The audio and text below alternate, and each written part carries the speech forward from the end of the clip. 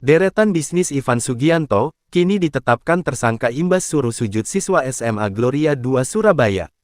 Buntut dari sikap arogansinya, pengusaha Surabaya Ivan Sugianto kini jadi sorotan. Sebelumnya, Ivan Sugianto menyuruh siswa SMA Gloria Surabaya, untuk sujud dan menggonggong. Hal tersebut dikarenakan Ivan tak terima anaknya, diejek mirip podel atau anjing yang dikenali dari tampilannya karena bulunya keriting. Imbas tindakannya itu, kini diketahui Ivan telah ditangkap dan ditetapkan tersangka oleh Satreskrim Polrestabes Surabaya. Kini banyak yang penasaran dengan sosok Ivan Sugianto.